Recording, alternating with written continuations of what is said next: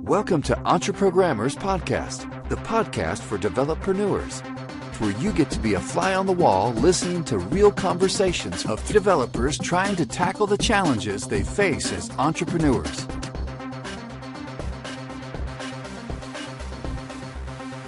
This episode of the EntreProgrammers is brought to you in part by Barometrics.io, SaaS analytics for Stripe.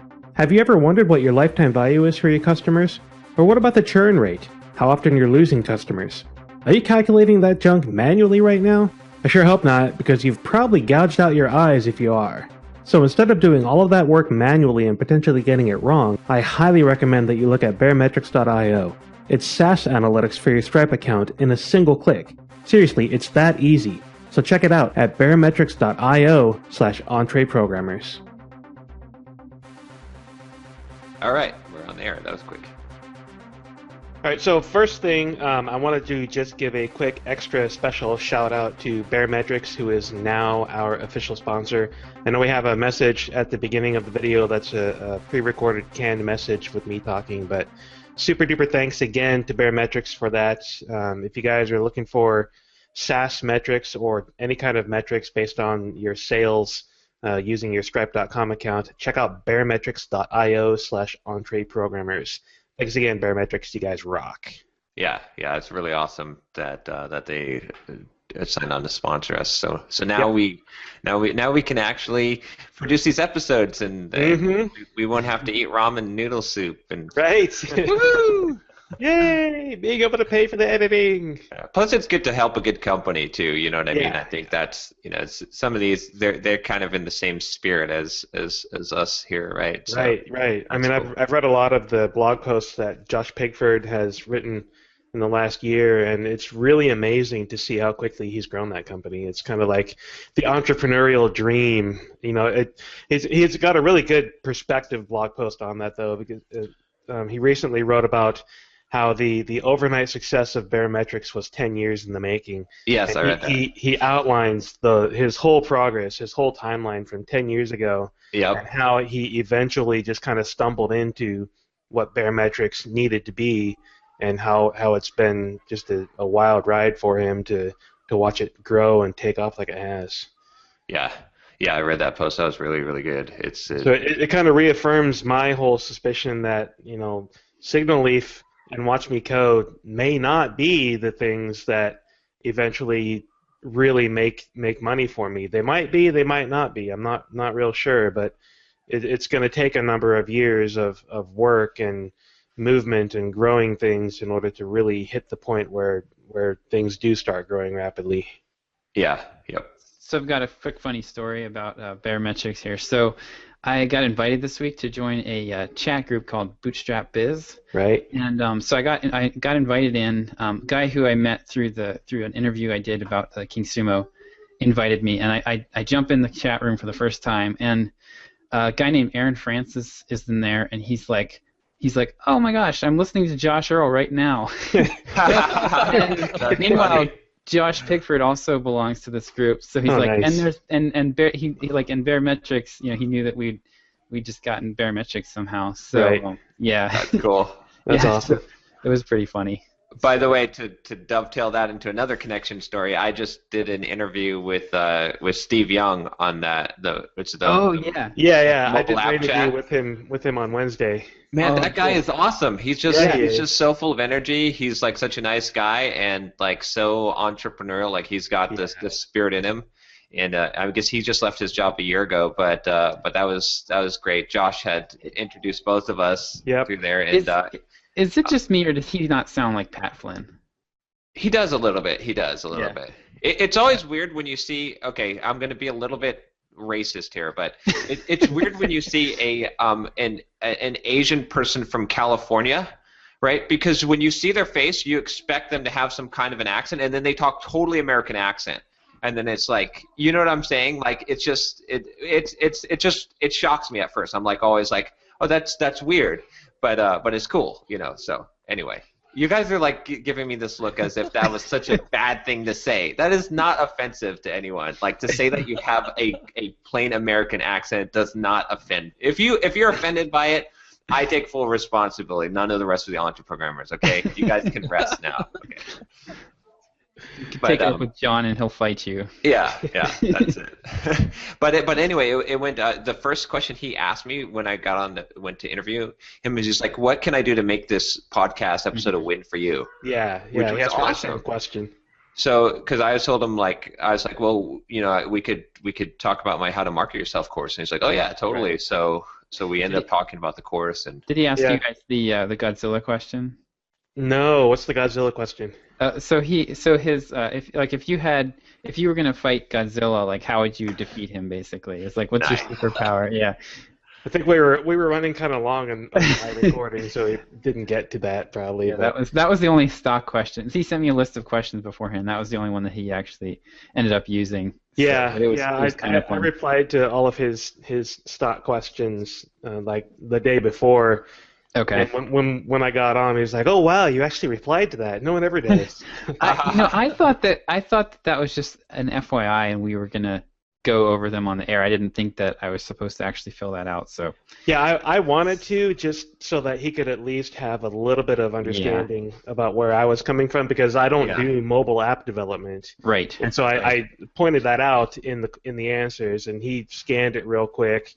He was like, "Oh, okay, we'll just talk about the entrepreneurial side." But he like he did to John, he asked me, how can we make this a win for you? And so we talked about Watch Me Code and about Signal Leaf a little bit. And awesome. It was a really good interview. I really liked talking with that guy. Yeah, he just asked he's such a good interviewer. He asked such good questions. Yeah. It made me feel like I'm such a crappy interviewer. I'm stumbling and I'm just asking dumb questions. And then he was just point on, just asking the perfect questions to drill deeper into stuff. And I was like, man, I've been doing a lot of interviews, but my skills suck. I need to get them up to his level because he's really good. So yeah, it really is a skill set. It is very much so. But so I've got some big news this week. A couple of big things. Well, first of all, what I just did. Your email with your default template subject line in there. Oh, that's not that bad. Designing your email. I get this nice email from John designing your email in very large bold letters. You know what? I selected plain text, right? The standard format. So it's like, don't put that stuff in there. I just want the one box with text. That's it. Dang it. So that wasn't that bad though. But I'm getting huge results on that thing. So what I did was, okay, so for my book launch, right, the publisher, Manning, just pulled this out. They're like, we're going to have it shipped to people by Christmas. I'm like, what? Right. That's awesome. So there were two issues. One, they're like, okay, you need to write all this front matter. So I have to do that by tomorrow. Write all the front matter, which I haven't done. And then we don't have a forward. I'll get to the forward in a second. But what I wanted to do was do a big book launch with a whole bunch of Amazon reviews on launch day. So I sent an email out to my list, and I did this one with MailChimp. But I basically said, hey, look, if you bought the book, I'm going to give you a special something, and then if you didn't buy the book, you'll get a free ebook copy of it if you click this button. So I just made it a click, and I'm using segmentation in MailChimp to see who's clicked that campaign, and that's the only thing you can click in there. When you click it, it takes you to a web page on my Simple Programmer that gives you a little hat tip and with an animated GIF and thanks you. And if you look at that page, there's a ton of comments on that. Right. I don't know if you guys saw, but so that's pretty huge. But I've gotten 259 clicks so far on that. Wow. Holy cow. Awesome. Nice. So, not everyone will follow through, but on launch day, I'm expecting to have at least 100 5-star Amazon reviews or more. So I feel like that's going to be huge to making the book successful. Yeah, it will. So we'll see. Repeat that offer. What's that? Repeat that offer next week. Right. In your email. I might not have the TS. Oh, okay. Yeah, maybe I'll try to, because Manning wants the list of people by Monday. Okay. So I'm going to send them a way bigger list than they're expecting. Right. I'm also going to try and like do something like what I really want is them to leave reviews, but also to buy the book, the hard copy, the print book at that time. So maybe I'll try to do some kind of deal or special, or like send it to a friend or something. I'm going to try and take this list of people and really get them to be ambassadors to promote the book on launch day, and see how far we can spread this. Nice. You could do the Tim Ferriss thing where if you buy like 3 copies, he gives you like special bonus, like an hour interview with him or something like that. Oh yeah, that's a great idea. I would totally do that. He has like tiers too, like like two books, 4 books, 6 books. So. Yeah, because it makes great Christmas gifts. Yeah, exactly. But along with that, so the other piece of this was there's not a foreword for the book, right? Mm-hmm. So I wanted to have a foreword, and I had some ideas. Like obviously Robert Martin is my first choice because it coincides well with his stuff, and he's probably the software developer that's most guided me in my career. Right. And then I had Dan North as a possibility, and possibly Scott Hanselman. And so I had talked to Manning, and they were supposed to kind of go and I thought they were going to handle this, right? Because I figured it'd be better for them to approach these guys than me, because coming from a publisher. Mm-hmm. So that didn't happen. So they're like, well, there's not going to be a forward for the book. So I was like, well, that kind of sucks. That does. Right? So I sent an email. You could say forward by default email template.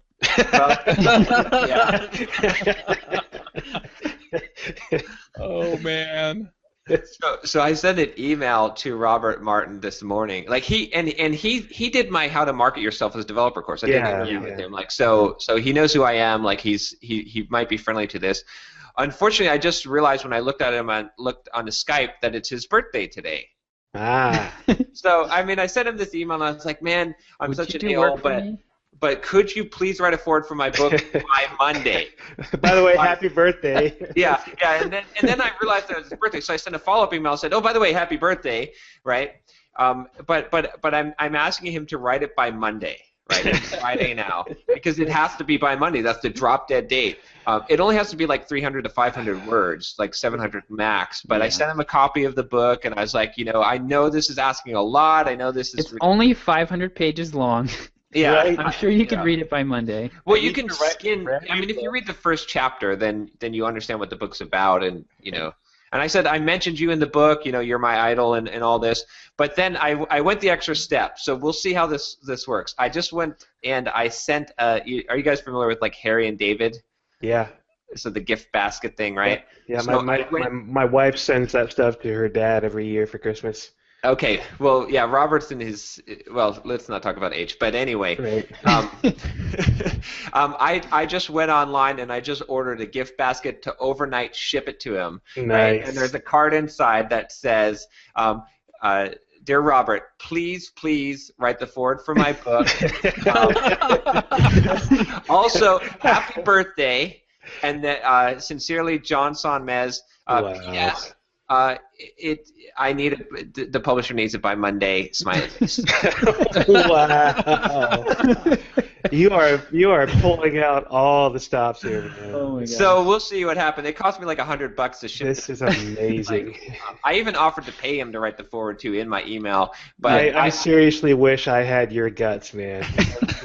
and I hope I got his right address. I had to like track down using those shady sites, right? Yeah. I was like, okay, I know his age now, and I know where he lives because he's on my Skype. It didn't have his address, so I'm like, okay, I hope this is right. I also emailed his daughter. Well, Robert Martin is not a common name, so I'm sure there won't be. Martin. Okay, yeah, there you go. So I also emailed his daughter, who's his assistant, Angela, and I said, can I get an address? I haven't gotten a response back from her yet, but I didn't have time to wait for this. So I asked, can I get an address? I'd really like Robert to write the foreword for my book. So he'll also hear from her. So I'm hoping with all this that he'll be like, man, this guy really, really wants me to write his book. He sent me a gift basket. Like, I'll get this done. I'll write 300 words, whatever, by Monday. You're that persistent guy that eventually gets a response from me. I hope. I mean, this morning when I thought about the gift basket idea, I was like, that has to have a 90% chance of working. Like, Right. I can't imagine, like, if I got a gift basket from someone and they're like, "Will you please write a forward for my book over the weekend?" I would either take totally it to have it scanned for poison, or I would just do it. Yeah, right. So I don't know. We'll see what happens. This will be a totally awesome story if this works. It will. If it doesn't work, then we'll just forget about this. So it'll be a totally awesome story in a whole nother light. Yeah. This will be a great story as we get to interview you from behind your jail cell while you're being prosecuted for stalking. Stalking, yeah. All I have to say about this is, if it works, Uncle Bob, I want you to come on one of my shows, and I know how to do it. If you want me to not do all of that, you know what's going to happen? We're all going to get a whole bunch of gift baskets now with all kinds of requests. Yes, please. Oh my gosh! But Wow. and I've got one last piece of news, and then I'll promise I'll get off the soapbox and let you guys talk. I did the Cyber Monday sale.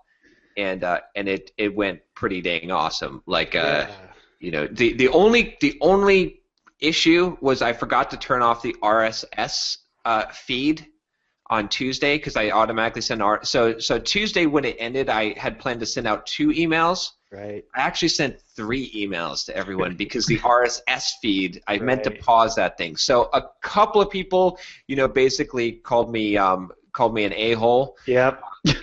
But it wasn't that many. A lot of people bought on the last email, the 3rd email they got me from. Right. So I mean, it really pays to send a lot of emails. Like you think that you're sending too many, but a ton of people bought on that last email. I ended up selling about a little over $10,000 worth of the product. So wow. That's incredible, man. yeah. So it was pretty incredible. Wow. Yep. I really wish I had actually planned and organized and done a Cyber Monday thing. I've been so far behind on everything though. I spent the last week. I recorded 4 Watch Me Code episodes this week, and that gets me through the end of December. I mean, I recorded on Monday for next Thursday's episode. This is cutting it close. This is like cutting it close. So I still need to record more episodes because I only have through the end of December right now, so I need to record 3 or 4 more so I can buffer myself into January. But yeah, man, that is an incredible Cyber Monday sale for any of us. Well done with that. Thank you. Yeah, it totally blew away my expectations. Like it beat my July sale. And I mean, my strategy, like to go over what I did, was essentially on Friday I sent 1 email out that was basically had a couple of teaser elements in there. One of them being like the special code that if you used it would give you kind of a special bonus. It actually gave $110 off. Nice. It was like hit my ASD. Because that was like the abbreviation for the book or for the course.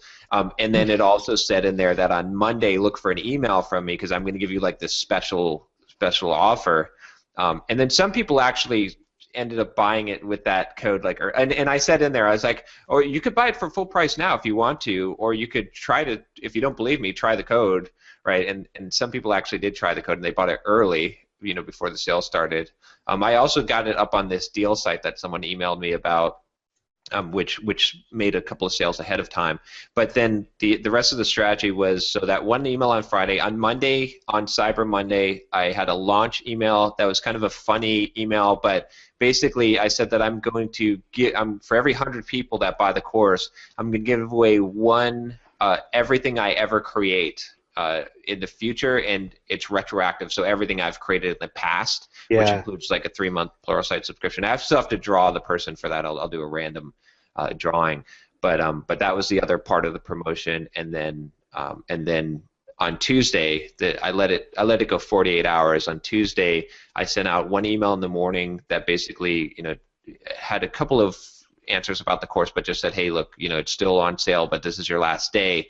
And then 1 email about 5 o'clock in the evening that's like, okay, this is the last call for it. The sale's ending, and you can see where, I mean, you can see where when those emails went out, where all these people started clicking and buying. So that was the strategy, and it seemed a little heavy on the emails, like I said, but it totally worked out. So yeah, I did the same thing when I launched Watch Me Code as a subscription service. I think I had an email a day for an entire week, Yeah. And then I sent 2 emails on that last day and got a huge bump in that last one.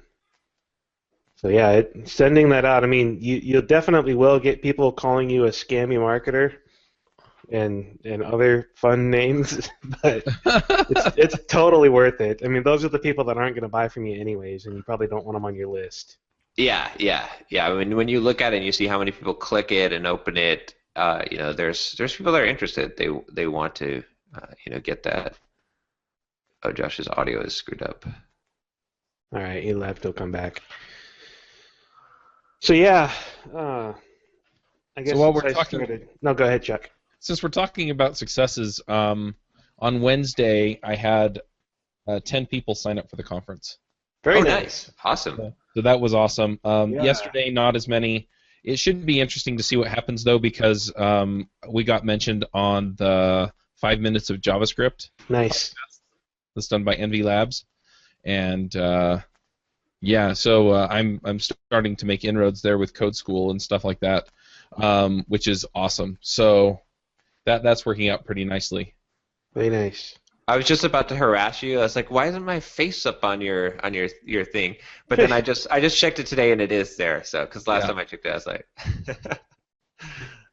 "Yeah, you must have checked it because I was like putting a face up, and then I deploy it, and then I put another face up."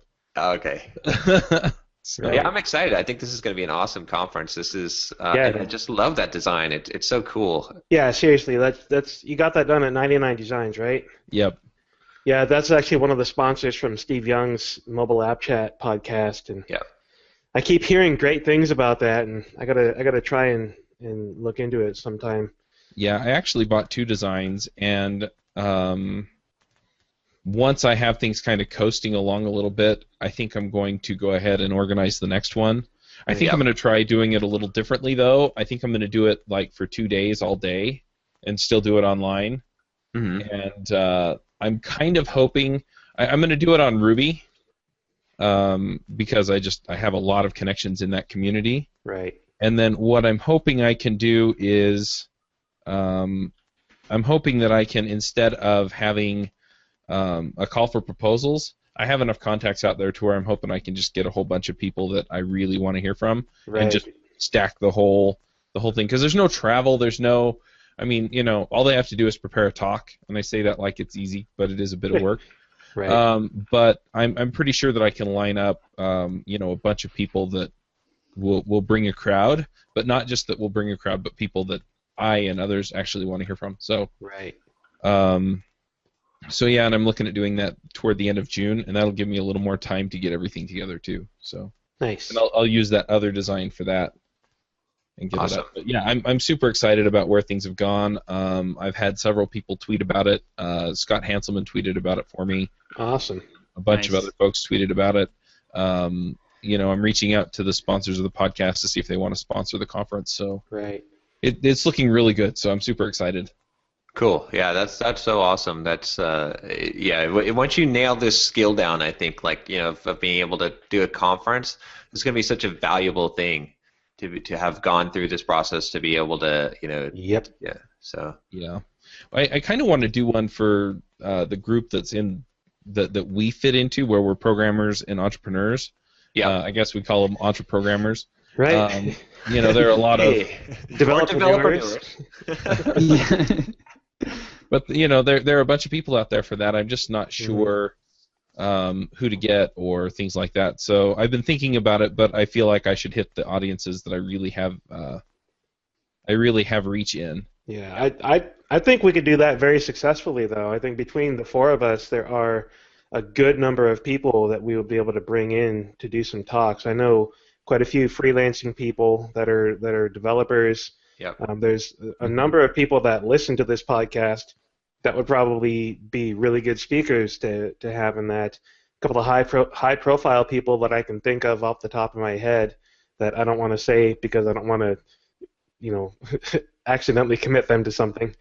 But there's a good number of people that we could reach out to and organize a conference like that, especially if it's going to be online. And I really like your approach, your idea of doing the Ruby one all day, because for me that would be a lot easier. Yeah. I think a lot of people would be able to attend in the evenings because of day jobs, but for me, the evenings are family and kids.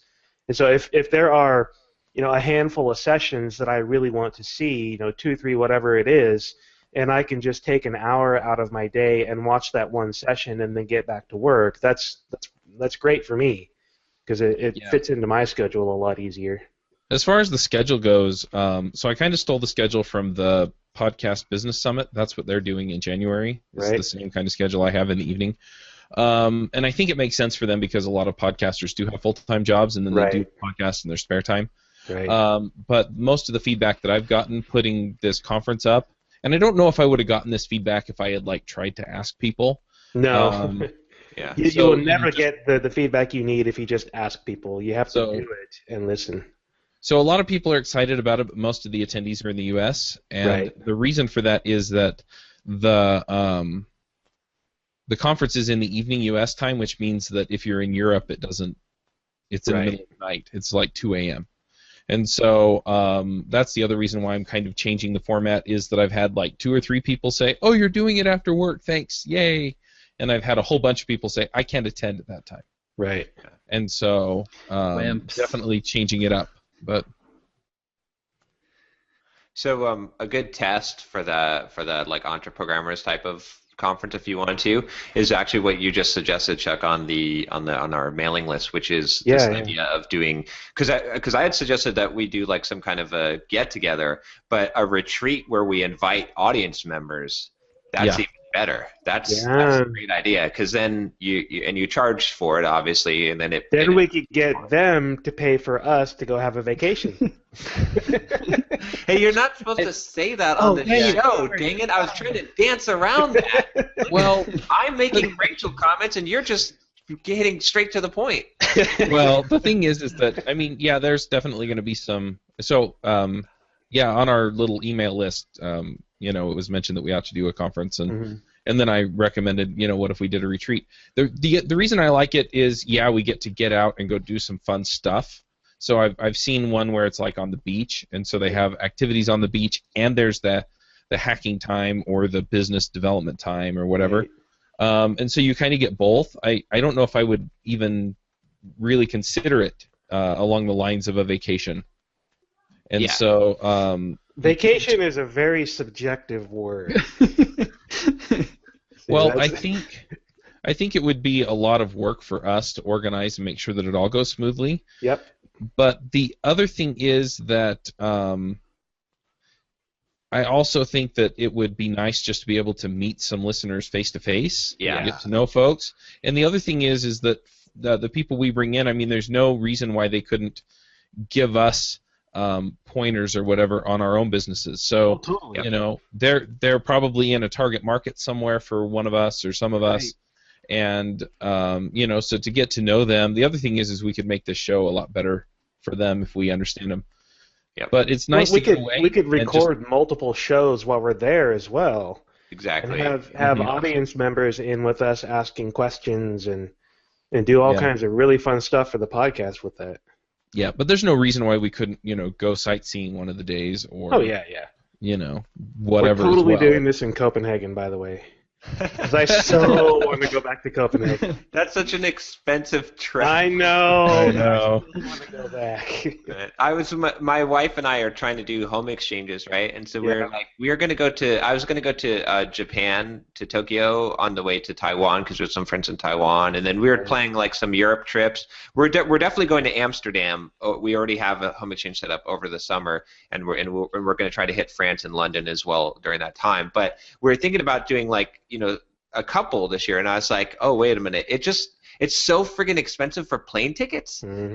Your best bet is to do a long one, to go for 2 or 3 months in Europe, and this way you only pay the plane ticket once, right? And then you can do Airbnb if you can't get home exchanges. So that's so John's voting that we make our retreat 3 months long. So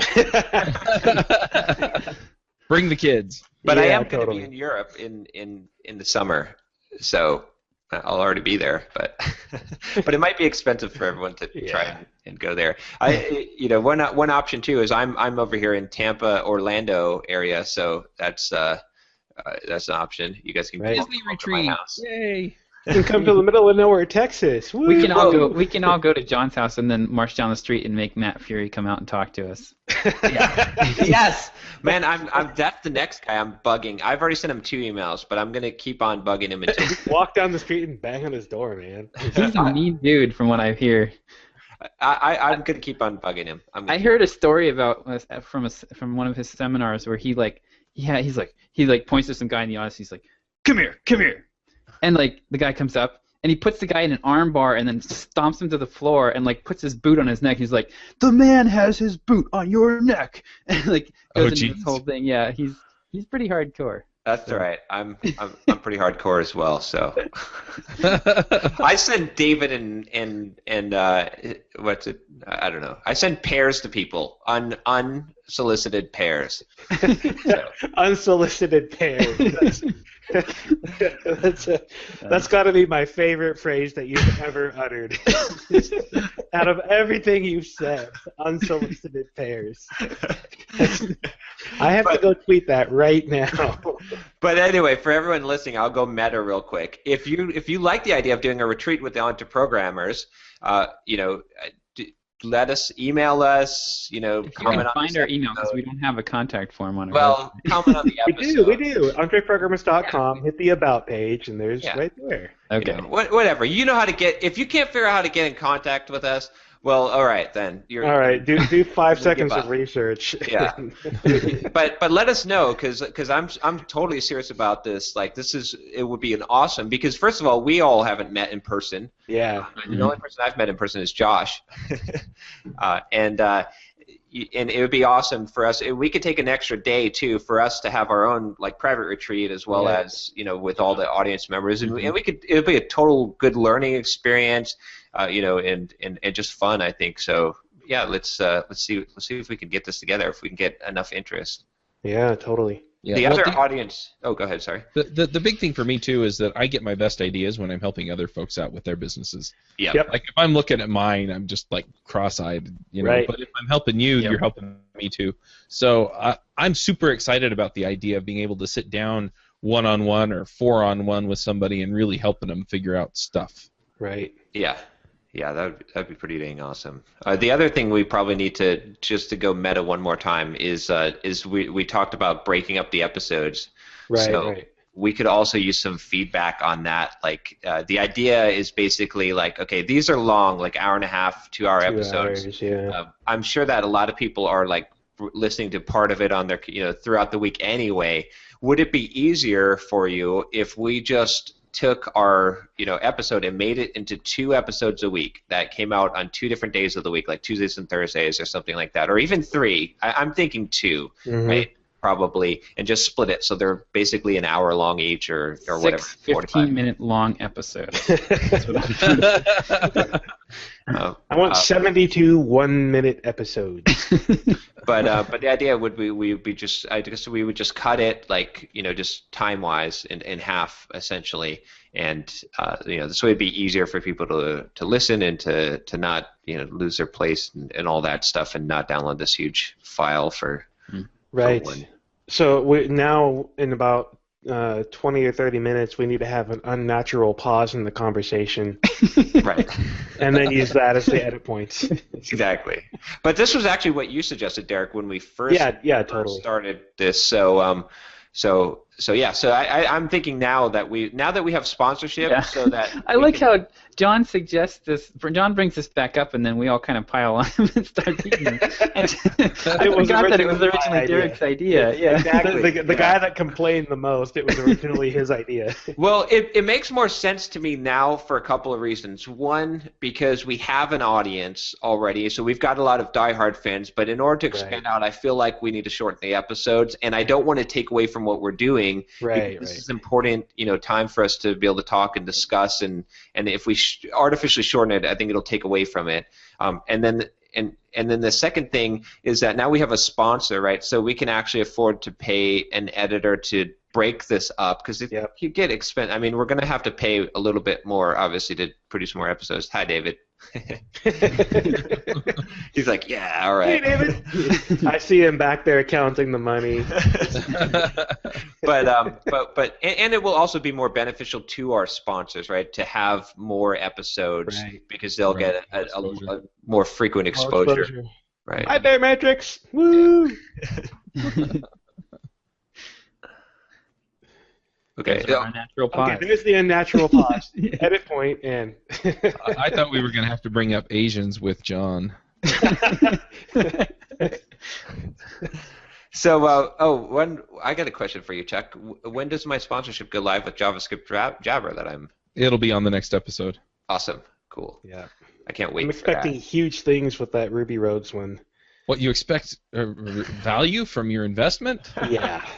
You know, I want at least one person to click on that ad. But no, I think it's gonna be pretty awesome because I mean I had huge success with the email list exchange with Avdi for Ruby Tapas. So I think that I had huge success with my JavaScript Jabber one last year or earlier this year, I guess. I mean that was by far my most successful sponsorship campaign, and that was 3 months. So we're doing 4 months now, which with Ruby Rogues, which I think is going to be huge because Ruby and JavaScript go hand in hand like peanut butter and jelly and all that good stuff. So I'm excited. Awesome. Yep. Also excited about finally getting an assistant to help me do some stuff. Yay me! Oh, nice. I got Mandy from DevReps on board. Awesome. I recorded a little 10-minute video for her this morning showing her how I go about taking stuff out of MailChimp and putting it into my email archive on my website. So she's going to be doing that for me for about 4 hours a week, up to 4 hours a week until it's done, however long that takes. And then I'm getting started with some more work with Momoko, who did my Signal Leaf stuff earlier this year. She's going to do some analysis on Watch Me Code, like you guys had suggested a few weeks ago. Awesome. So we're going to do user interviews for some existing customers. We're going to do a site survey with some of them. We're going to have a questionnaire for people that hit the site. It'll show up in the corner.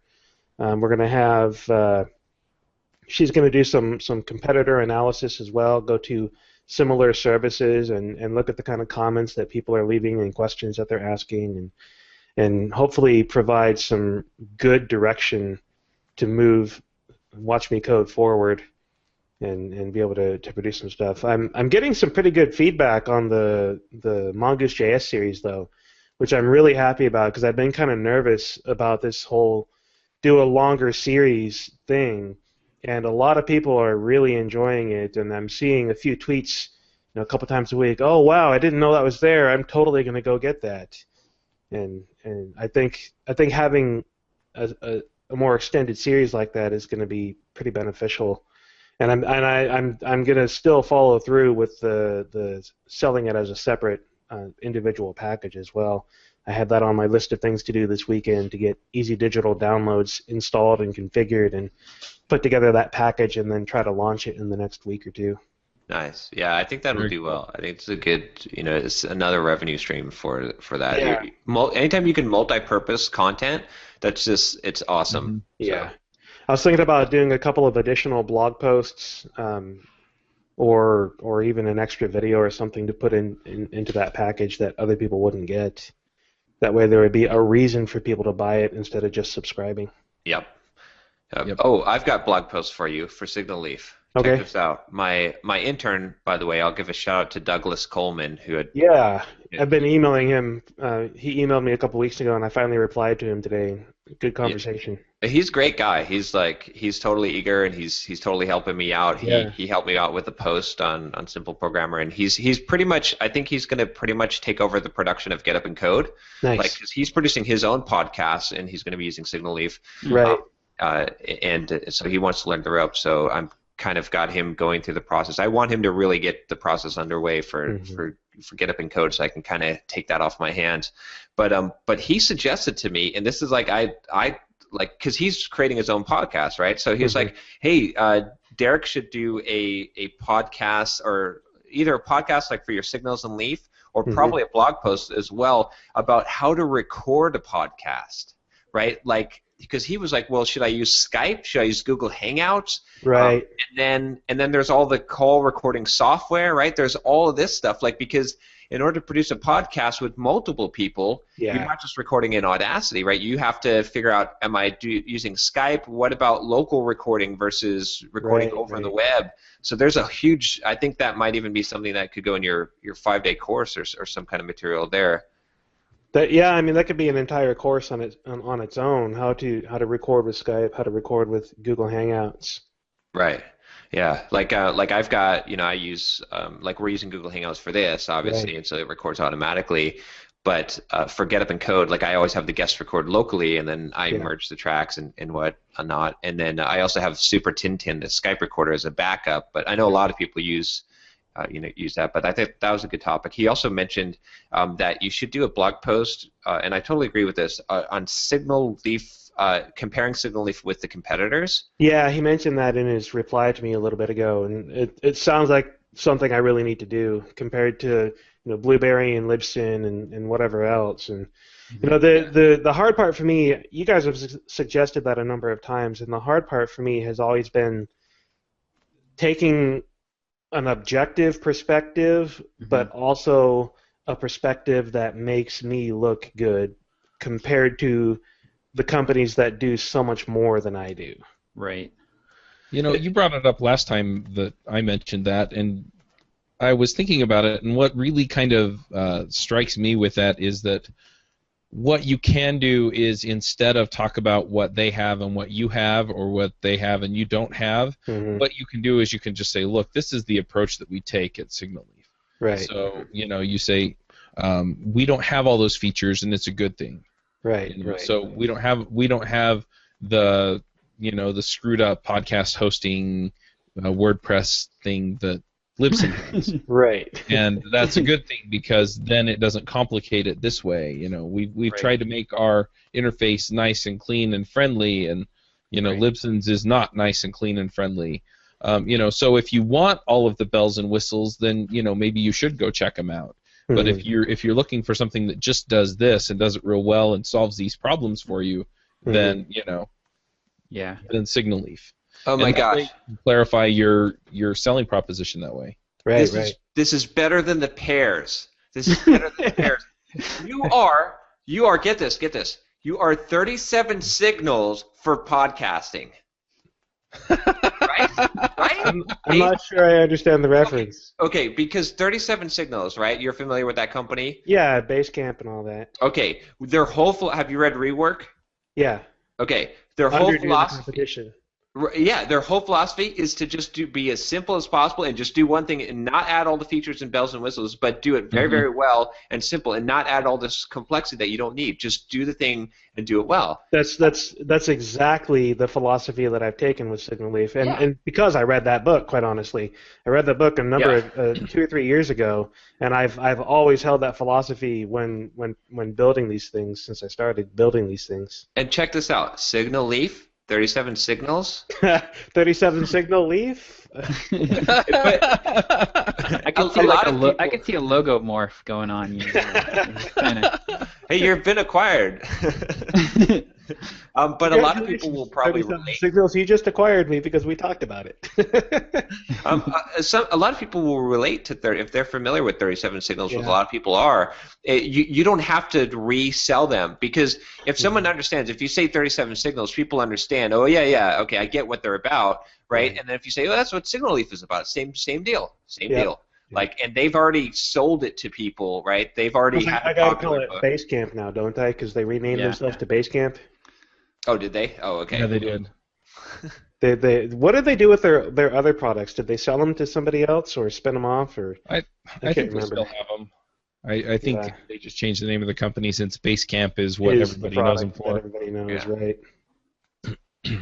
But anyway, that's your, you can make that compare. It's always good, like in your pitch, to say you are the Facebook of whatever, because people. Well, I've been thinking more and more and more about Chuck's idea for Dropbox integration, and I've been in the last week thinking of myself as the lean pub for podcasters.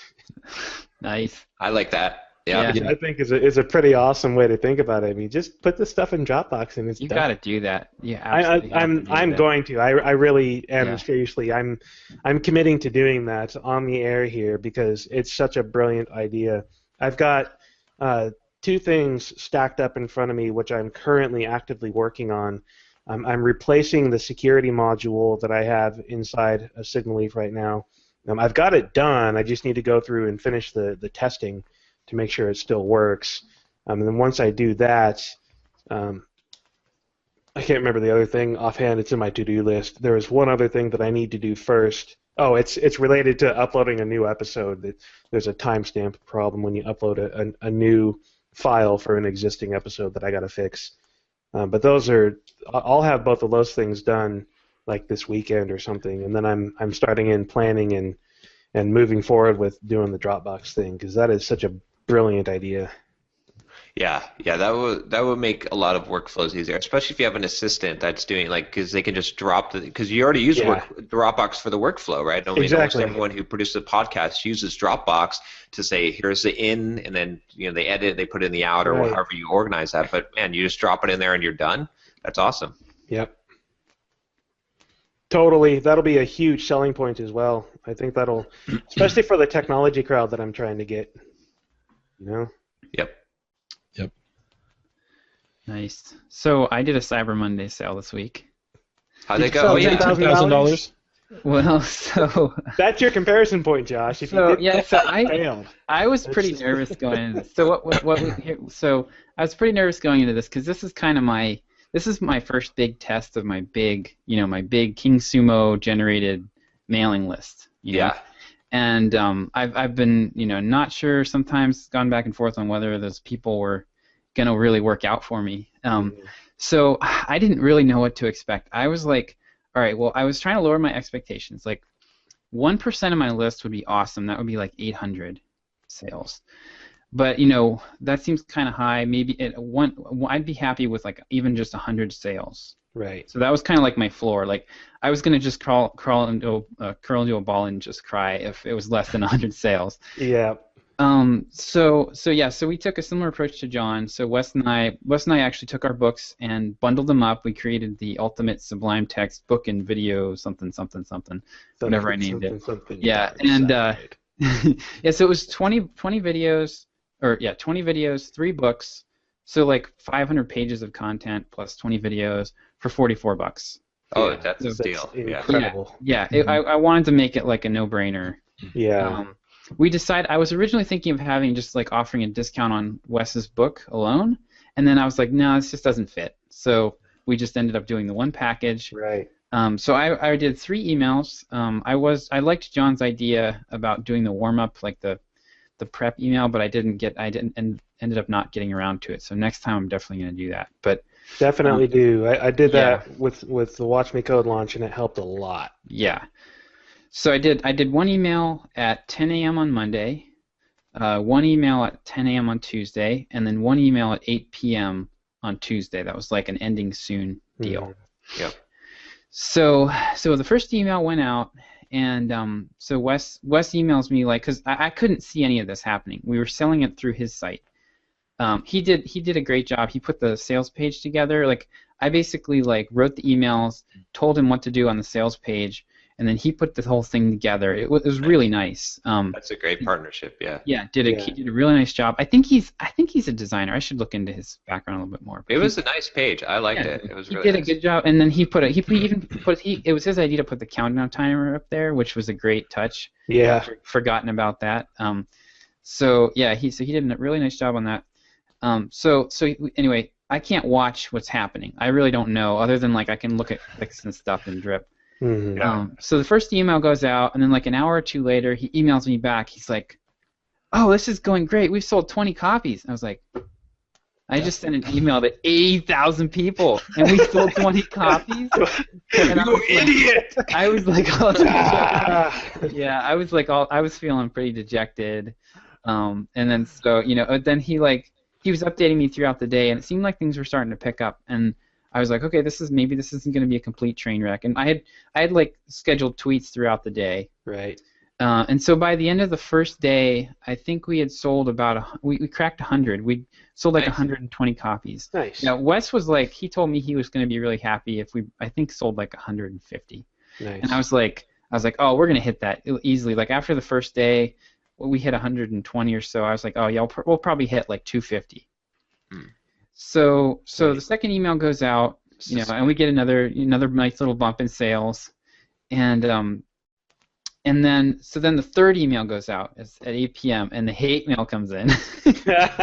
Wow. I signed up for this, and all I'm getting is ads. I got maybe it was maybe 10. I got maybe 10 just hate mails. There were it was a little, you have to steel yourself mentally for that. Yeah, a little bit. you really do, because it's. But awful. the one guy was like, you can't send 3 emails in 2 days. That's just ridiculous. You're just trying too hard to sell your stuff. So yeah, so then Wes emails me after the third email goes off. And if you'd like to see the rest of EntreProgrammers, please tune in on Thursday. Nice. Oh, but brilliantly timed.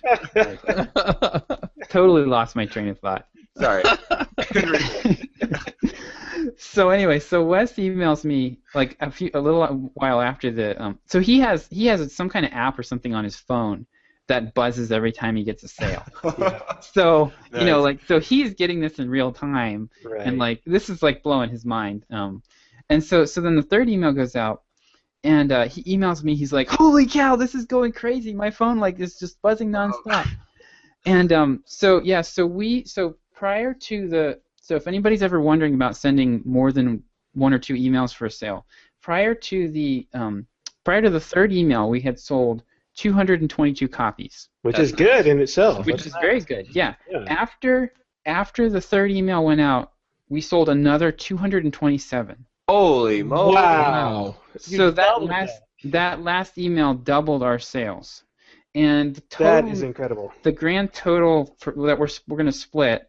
Before, so I'll give you the gross. Before we had to Stripe fees and Sure. a little bit of local taxes for Canadian buyers, but the gross was $19,712. Holy Wow. moly. Wow. Nice. So yeah, Jeez.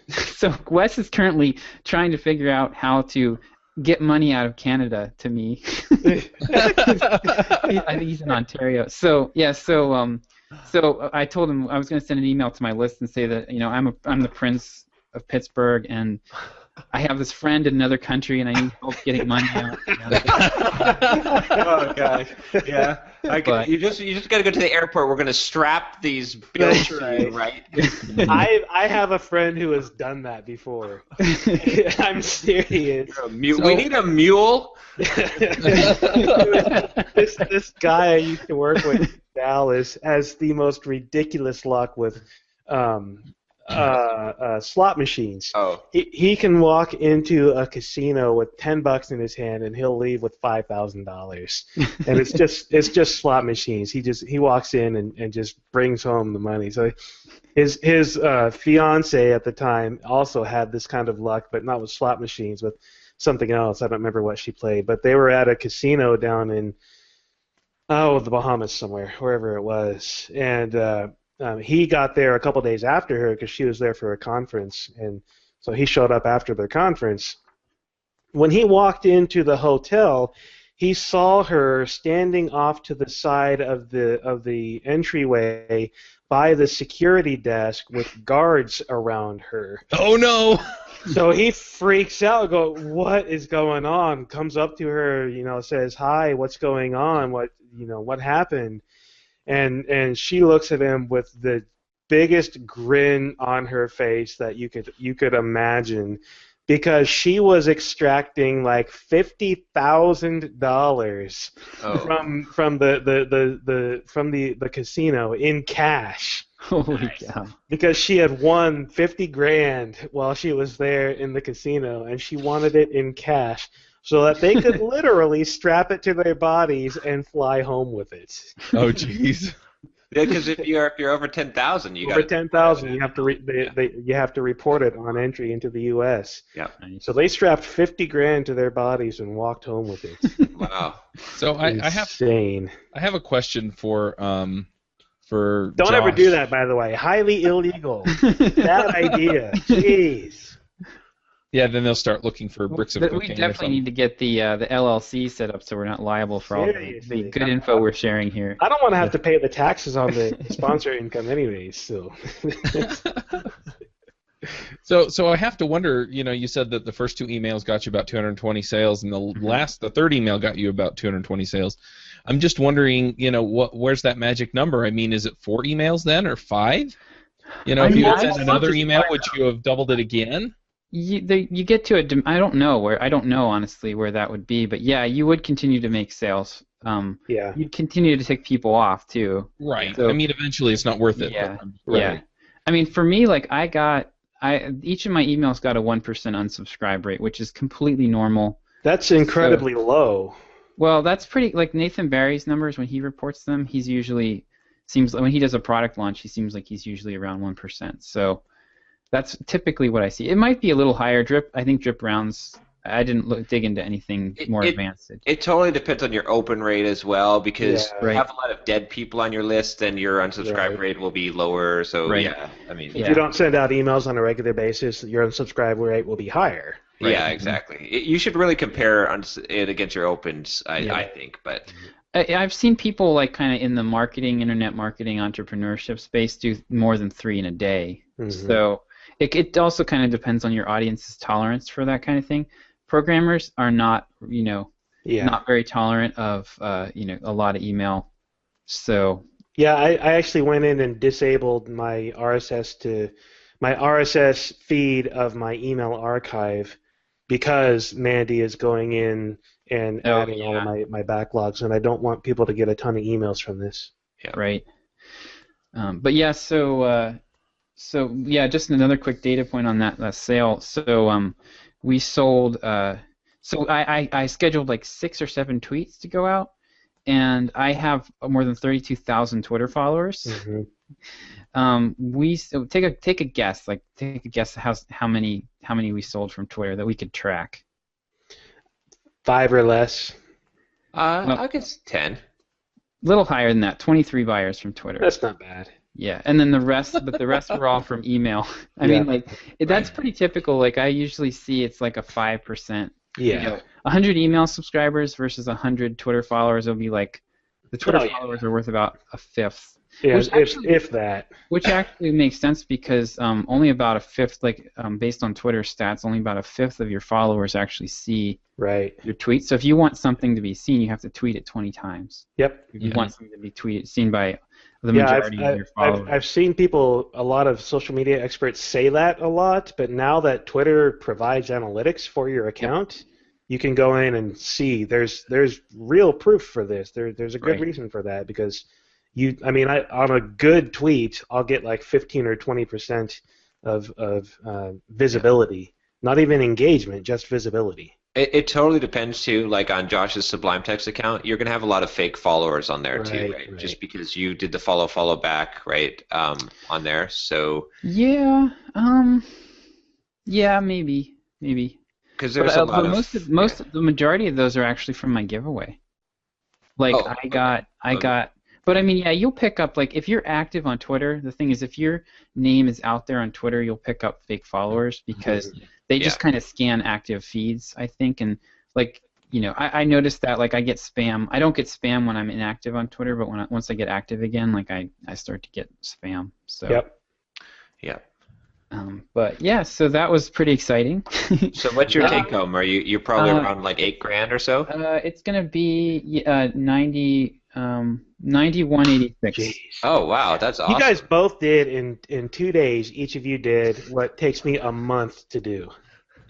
Well, So, I seriously need to get on this Cyber Monday bandwagon and do little product launches. it's funny though, because it's not totally well, and it's different for each of us. Like, it looks like we just made a whole bunch of money in 2 days, but in reality, like in my case, in both our cases, it's different. But in my case, what it is it's like blogging every week for so much time and producing YouTube videos and podcasts and all. Like it's all this other stuff that I did for all this time that built the audience and engage the audience to the point where they're like, oh yeah, I'm definitely going to buy this expensive thing from John.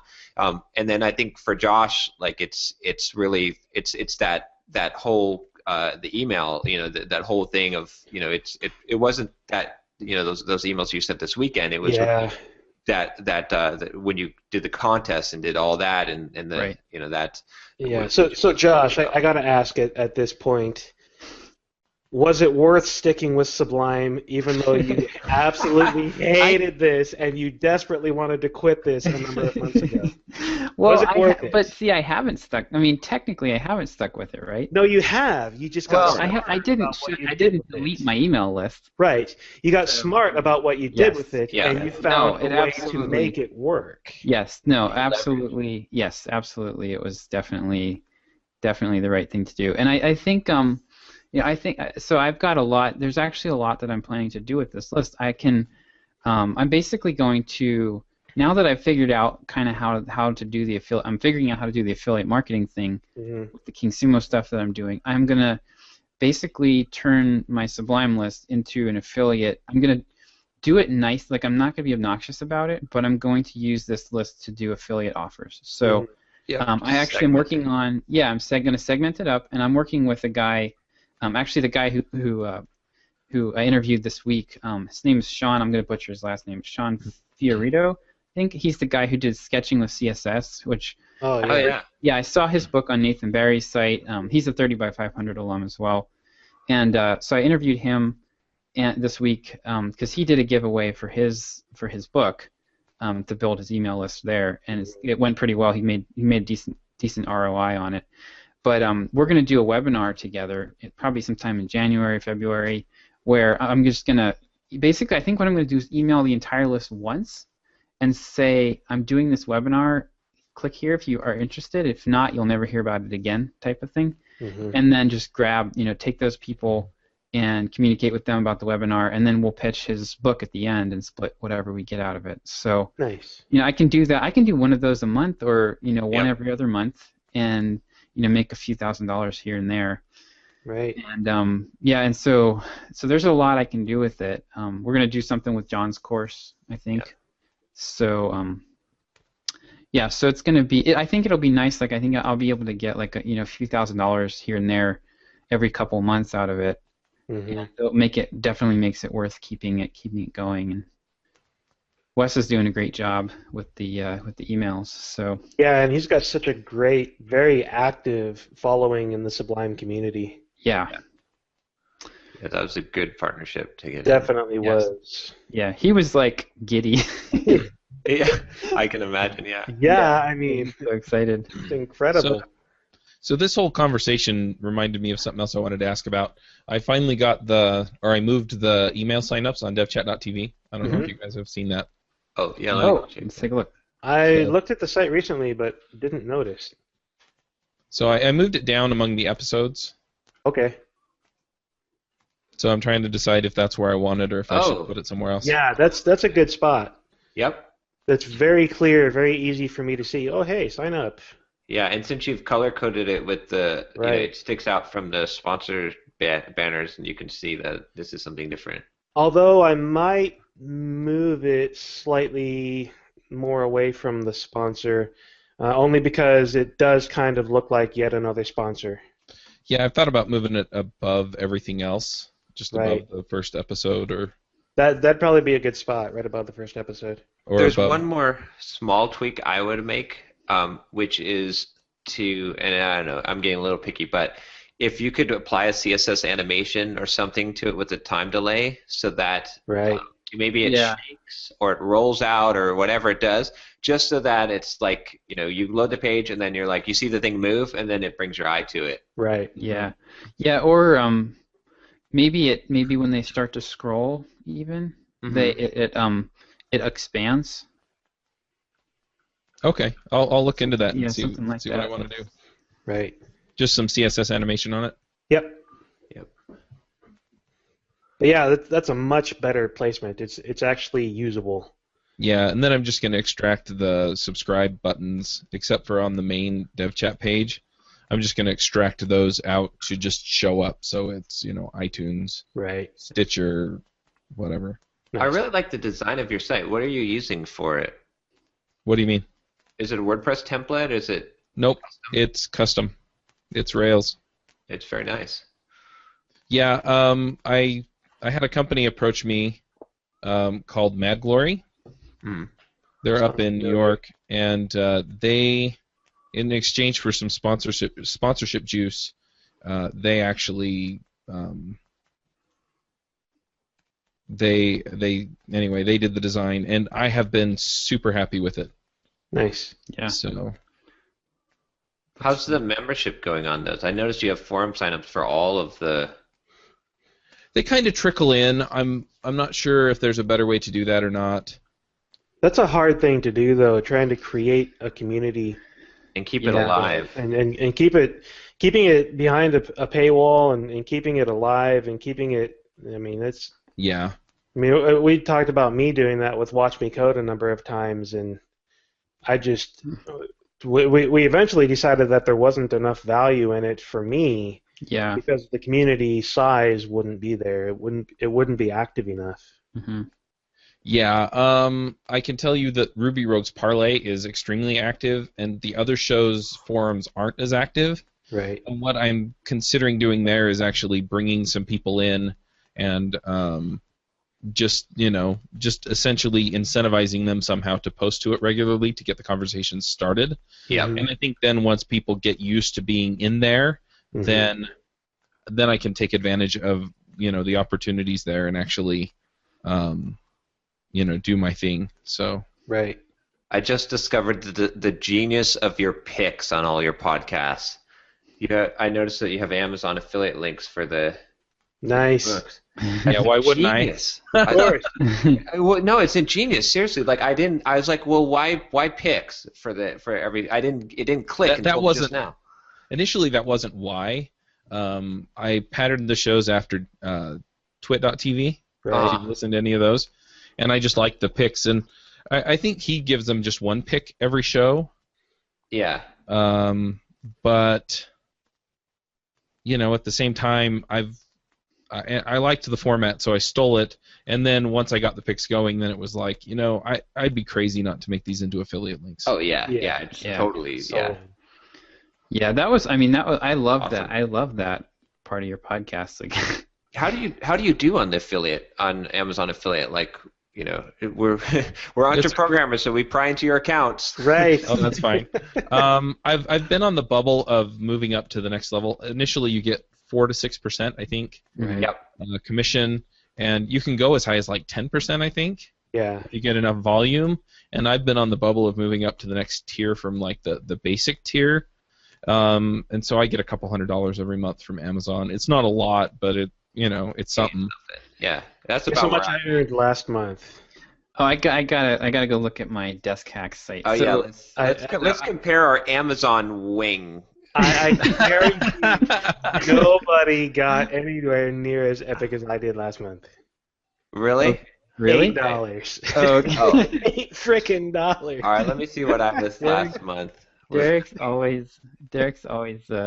But there's a lot of build up for Derek's, and then kind of a letdown. I do have to say, man, it's good to have a non-depressing episode. Like we for a while there, we were low on wins. Like all of us were yeah. like, man, I got kicked in the nuts again today. Like 5 times. Jeez. but this episode, we've got some wins, some big wins, so that's good. And I have more wins that I want to talk about if we have time. Okay. All right. So I will. So my dollar amount's not awesome yet, but I will talk about my conversion rate, which is 15.87%. That's incredible. Oh wow! So it's Christmas. This happens every Christmas season for me. Like, so it's typically high. It's typically like 5 to 7%. but around Christmas time it rockets up. So I've already made $73 this month. Mm-hmm. What about last month though? Last month. Yeah, let's look at last month. Last month I was at $275 on Wow, Amazon. I'm pretty sure I beat that. Oh, You always do, man. You bring Well, like the 500 or 600. The one time John got his like TV thing on Lifehacker. Yeah, he was that's buying right. TVs. yeah. Here we go. Okay, last month. There we go. This is like the worst interface ever. Yeah, it's so Yeah, awful. their affiliate I'm not links gonna- is so bad. You know what's worse? The only thing worse than Amazon's affiliate site is when Libsyn. you no. Well, yeah, that. Okay, two things worse. Okay, Libsyn, and when you accidentally go to Amazon.ca and they start sending you Amazon affiliate info from Amazon.ca. Oh, I get those. You cannot log into Amazon.ca to unsubscribe from them Oh my because you don't God. have an Amazon.ca account.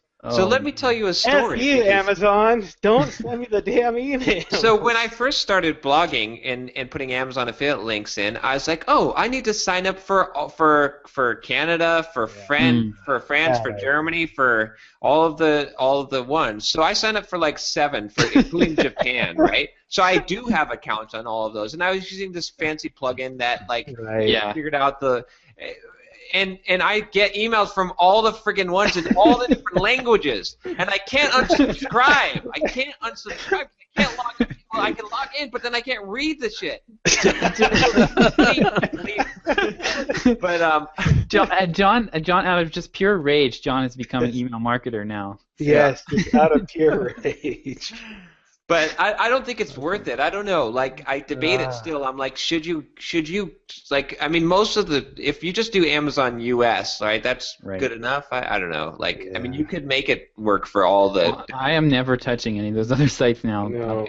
Yeah. Never. I accidentally went to Amazon CA and I get emails from them now. And Well, I what can't happened to me unsubscribe. was that I went and spoke at DevTeach in Yep. Vancouver, and so I was browsing at Amazon Right. Oh man. when I was in country, and ever since I came back, I've been getting those emails. Yeah, that's probably what happened to me as well because I've been to Toronto twice in the last 2 years.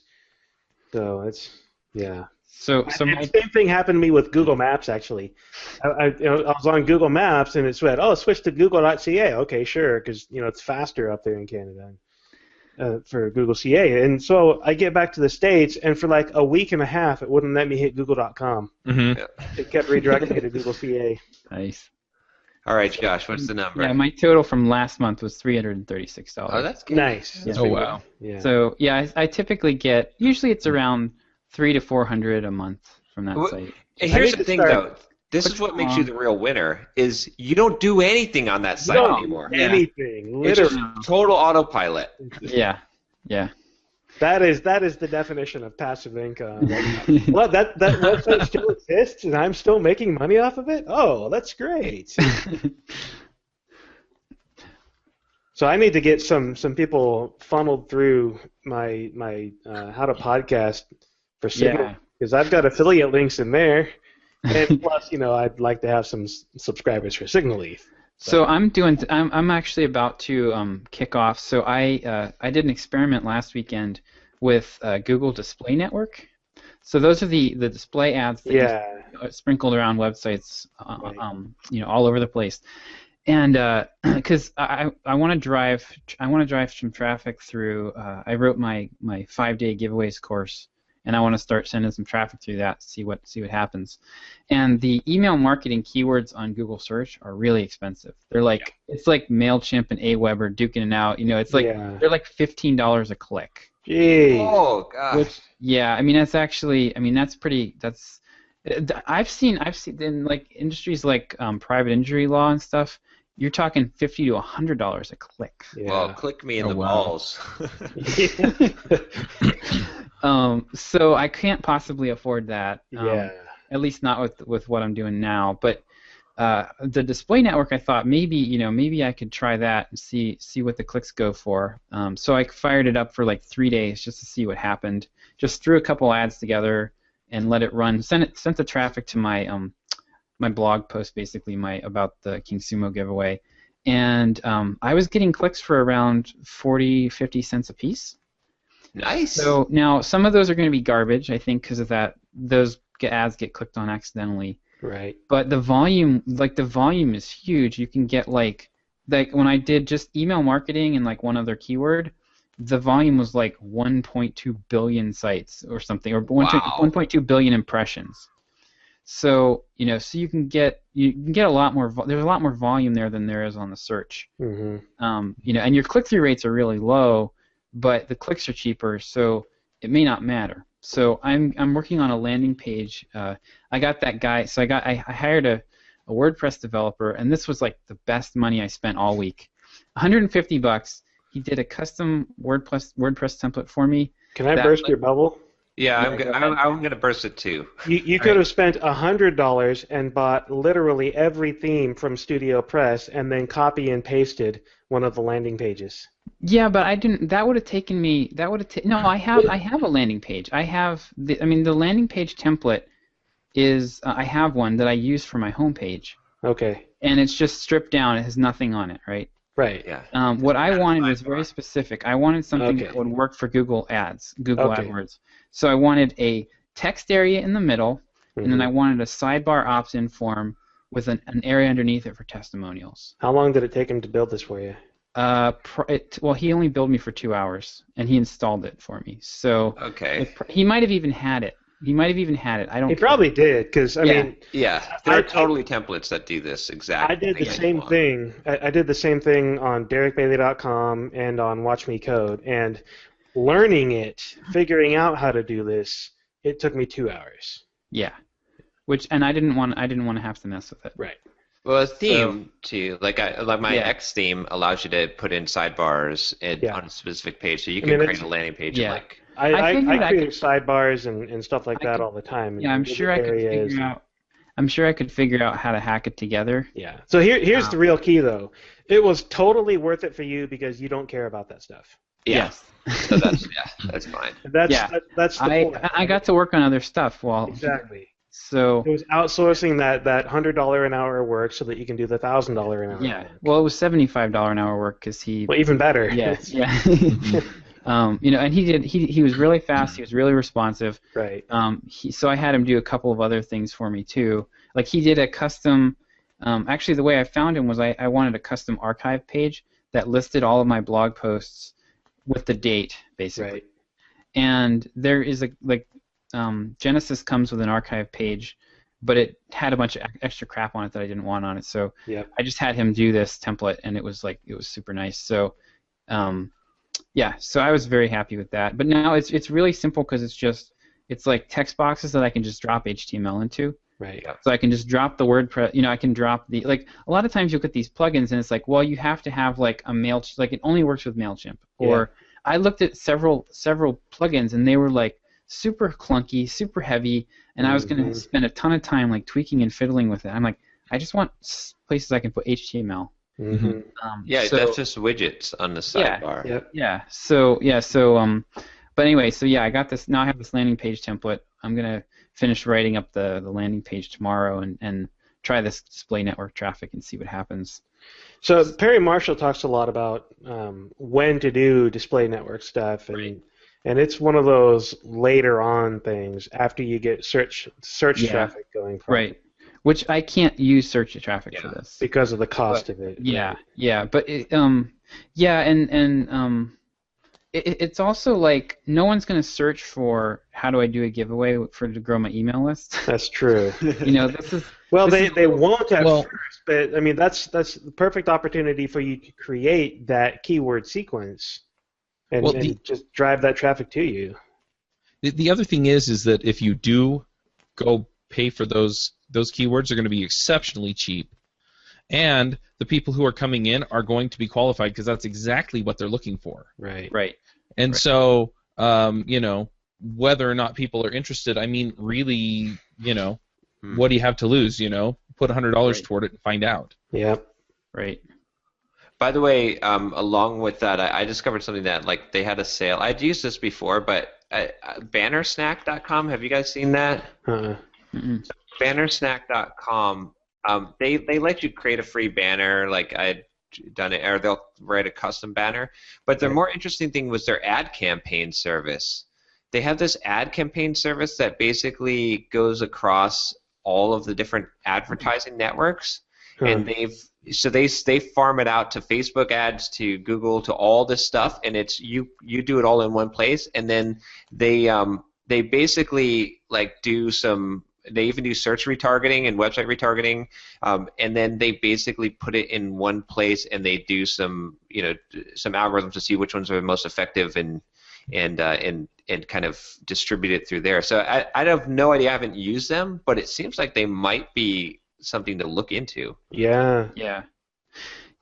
Derek, and on your point too about the search, so search traffic isn't going to work for every product. Right. And this, I actually think this is one where it doesn't work very well. Okay. So there are certain products and services actually work really, really well for Facebook, for example. Yeah.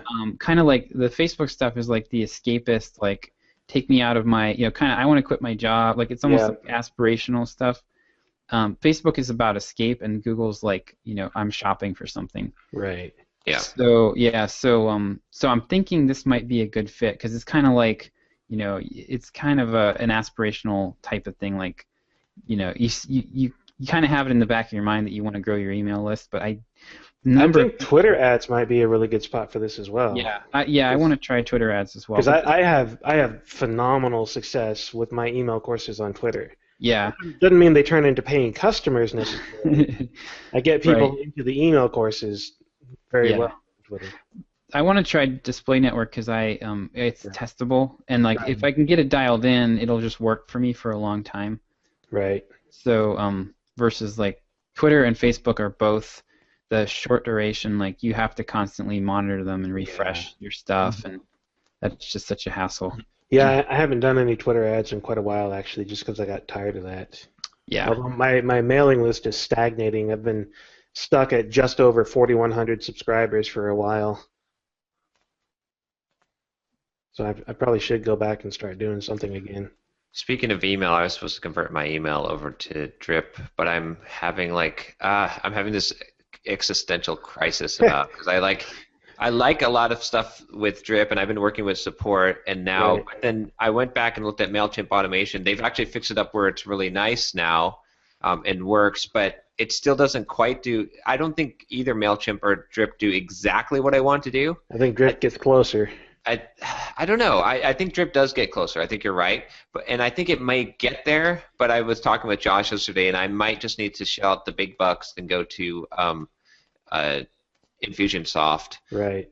But I'm trying to figure out what to do in the interim, whether I do want to move my lists, because it's a big. If I'm going to go to Infusionsoft, it's kind of a big hassle to move over to Drip. I've sort of partially moved over to Drip. I'm taking all the signups from there. Right. But there were still some things that I couldn't quite do that I want to do. Like MailChimp has some things that I need that Drip doesn't, and Drip has some things that I need that MailChimp doesn't. So I'm like stuck in this middle place. Okay. And I know Infusionsoft has all that I need, but it's so expensive. It's like $2,000 to sign on. And difficult to use. And also consider the great efficacy of our conversations on this podcast turning into Drip features. Yeah, it's interesting too. Like this is the other thing that I thought about too. Is like if we had Drip as a sponsor for the podcast, like would we talk honestly about email? And my answer to that is yes. Like yeah. Because even if I said no, I'm sticking with MailChimp, right? You and or Derek and Josh are both using Drip and happy with it, and it's I mean this whole podcast is never going to be a shill. It's always going to be totally honest. So I mean, if we got to the point where none of us were using Drip and we didn't prefer it, we would just have to say no, we can't accept your money. Right. But I think that Drip is awesome in a lot of ways, and I'm very tempted. I'm still like deciding whether or not I should move all the way over and wait on Infusionsoft or not. And I'm actually working with the Drip team right now to fix some of the issues that I'm having with my stuff. But I thought it'd be good to talk about that topic too, just to make sure that like we're all kind of on the same page, and sponsors that are potentially listening would know like, hey, we're never going to be shills for. We might take your money and make you an anti-sponsor. We're going to take your money, and then we're going to demand more money to stop talking about you.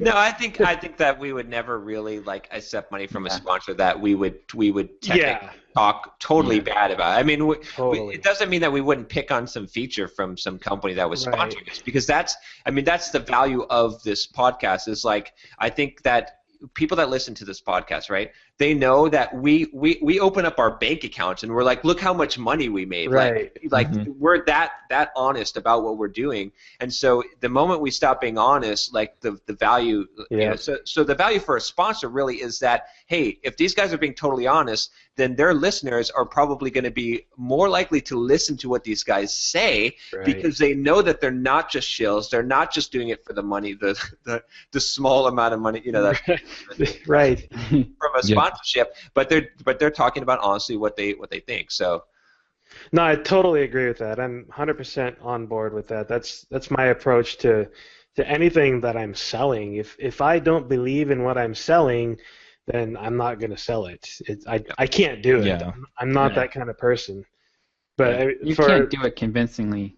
Yeah, totally. Anyway, that's another thing that I've run into with sponsors on my shows is that, inevitably somebody's had a bad experience with one of them. Right. And so, so they come out and they're like, hey, I had a bad experience with this company, and I go check it out, and I'm trying not to feel guilty, Right. And so I think we're all kind of in that place where it's, I'm not going to promote something unless I think it's worth telling people about. Right. Yeah. And that usually means something that I'm already using, or I just hear a ton of phenomenally great things about it all the time. Yeah. But more than likely something that I'm using, like with Barometrics, But yeah, it's interesting just trying to figure out like my flow. Like one of the big things that I want to do with email is I want to, like, I'm sending weekly emails now, but I do want to get to the point where I just have a catalog of like 2 years worth of emails. Yeah. So I take that off my hands. Like I send some of the older stuff. Right. So that was kind of complicated. I'm actually, if I do end up switching to Drip, I'm actually going to do a video like that shows how I did this, because it's kind of complicated, because if you think about it, I've got existing subscribers that have already gotten those emails. Right. So what I ended up doing was I created like a campaign for new people that sign up, and when they sign up, after they get the welcome email, they drop onto a campaign that is called New Simple Programmers, and that has my old emails. And then up to which is cut off to this point in time. So then I do new emails in a new Drip campaign where I've exported my old subscribers into. Right. So then they pick up the new subscribers end up, when they hit the end of that one, they go to where the old people are, and so they never get like duplicate emails. Right. But it's kind of a complex system. And then we've got the RSS in there. I wanted it to make it so people can opt out of RSS only.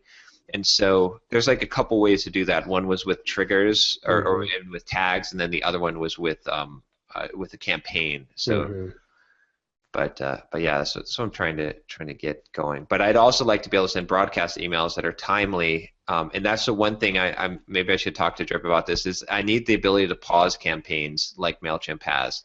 Right. Because if you have like a Cyber Monday sale, you want to pause everyone's campaign, and you just want to send out the Cyber Monday stuff, right? You don't want and then when you resume their campaign, you want them to keep going. So you just give a pause would be the easiest way to solve this, I think. Yeah, you can do that. That's built into campaigns already. You can pause them. Yeah, if you I'm looking at it right now. If you go into your campaign, like I clicked on my Watch Me Code campaign, which sends my Watch Me Code subscribers weekly email when a new episode releases. I'm looking at the campaign dashboard. Oh, you make it inactive. No, it's a pause. I mean, it literally says pause. What? There's active and there's pause. Oh, it's pause. You're right. Hey, they already have that feature. Okay. John just wants a big shiny green button. Yes. With lots of CSS styling that says right. pause. It'd be nice and he wants the support people to put a message on the login to say that they're not going to be around this weekend. Oh, speaking of which, Apple does that. Can you believe Apple does that? Yeah, I They know. send you an email. I got an email that said the App Store, they're not going to accept submissions over Christmas. I'm like, seriously? You're Apple. They do that every year. Like, hire some people to work during Christmas. You're Apple. Yeah. Oh, well. I know. Yeah. I'm pretty sure all the App Store reviewers do is like just click a button and approve your app anyway, because. Or they'll get some random disgruntled person who actually does review it and rejects it for dumb reasons. All right, so right before we wrap up, I do have two other things I wanted to mention on my end. Signally, for the second month in a row, was profitable. Yay! $431. Peace. Awesome. $431, which is like almost $50 in profit. Actually, like $53 in profit. I think it cost me about $378 a month to. You're hitting the hockey stick growth curve, man. I am. Like, dude. And then Watch Me Code, with that email exchange that I did with Ruby Tapas and Abdi, I brought in like 50 or 60 new subscribers. So Watch Me Code hit 2,500 again this month, which is like an extra $300, which was pretty awesome. You're rich. I am. Woo! I can go buy like lunch. Wait a minute. So we can go through the checklist now. We can say, Chuck, did he get a win this week? Yes. Yes. Derek got a win? Yes. Josh got a win? Yes. John got a win? Yes. All right. We're all winners this week. We're all winners this week. Awesome. This will never happen again. Yeah. Well, it doesn't mean that everything's hunky-dory all the time, but, you know. Yeah. I mean, there certainly were like, oh, crap, I'm $23,000 in debt right now because I'm an idiot with finances. So there's that problem, but I did have some small wins this week, so. Oh, there's one last thing I want to talk about real quick. I know Josh has to go, but I just wanted to mention, because it's related to this, which is the fact that just the dips of being an entrepreneur. Yes. When I was selling, even the course, when I'd sell like 10 in a day, but I'd get one refund request, the one refund request hurts more than selling 10. It's crazy. It hurts more than selling 100. Yeah, it does. If someone, like, as far as like emotional, like how does it feel, right? The feels for it. If you sold 2 of a thing, right, and got no refunds, you're feeling better than if you sold, I'll say 10 and got 1 refund. And it's just something that you have to like be resilient to, because it can be soul crushing and it doesn't make sense. But as humans, we're more loss averse. Like there's studies that show that it's people feel more pain from a loss than they get pleasure from a gain. But I have 350 subscribers on Watch Me Code right now, and I seriously, it still makes me upset when I see somebody cancel their account. Yep. Mm-hmm. It really does. I have to say that selling almost $20,000 did offset the emails, the hate mail that I got, but okay, so there is a point that barely, yeah. But it does hurt. I mean, it really does. It really, like, you have to be. That was the one thing as an entrepreneur that I was not prepared for, was that the ups are soon forgotten, but the downs kick you much harder than you expect. Yeah. Yeah. You just have to know there's ups coming. Like, I mean, if listeners to this show have followed us through ups and down times, and they know that, hey, we had a long trough where all of us really didn't post any big wins, and then we all kind of hit a good. And I'm looking. I want to take more of the approach of small launches on a regular basis, because I keep seeing a lot of people talking about this, and there was the whole 24-hour product challenge with Nathan Barry and Amy Hoy and a couple others over Thanksgiving, and it was really awesome seeing the success that they had. And I want to start doing more things like that. And I think which is really why I want to do the Mongoose.js videos as a package over the weekend. I want to get that done. I want to get it launched. I want to have that next little success and continue building little successes through small launches like that. Yep. I think that goes a long way to helping me maintain the course, stay the course for the long-term things like Watch Me Code and Signally. The one danger with that is that you end up with 20 little businesses that you have to maintain. So you have to be careful about that. But if I can keep them within a certain realm, like do more email courses, do more. I've got so many videos that I could package up and sell as packages. Mm-hmm. You know, lots of little launches like that on a regular basis that are all within my realm. Yep. And you and get an automated. Right. It's talking about this stuff that's kind of pushed me to the point where I really think I am going to do the pre-launch for Rails clips. Yeah, Yep. you really, really should. And the thing that's really interesting about it is that I was sitting there, I was like, well, I just, I'm not really sure how to do it, and blah, blah, blah. And it's like, okay, just talking to you guys and hearing about the way that you ran, like, your Cyber Monday deals made me realize, okay, so what I do is I don't just do the pre-launch, but I go on Ruby Rogues and JavaScript Jabber and all of those, and I say, hey, look, I'm starting Rails clips. If you want to get in at a discount, sign up for the mailing list. Exactly. And then you'll get the information that tells you where to go to sign up. Yep. And that way I'm building the list and I'm doing all these other things so that the next time I need to market something, I can turn around and I can say, hey, you remember you're on this list, right? Or you've been getting the episode updates for a while now, and so, are you interested in this product? Exactly. So I'll let you guys know how that goes next week. Awesome. All right. Well, hopefully next week will be as good as this week. Hopefully. Yep. All right. We'll talk to you guys next week then. See ya. Bye. Wanna start a business, but you just know how to code. Listen to the EntreProgrammers, and we'll teach you straight up to be developer.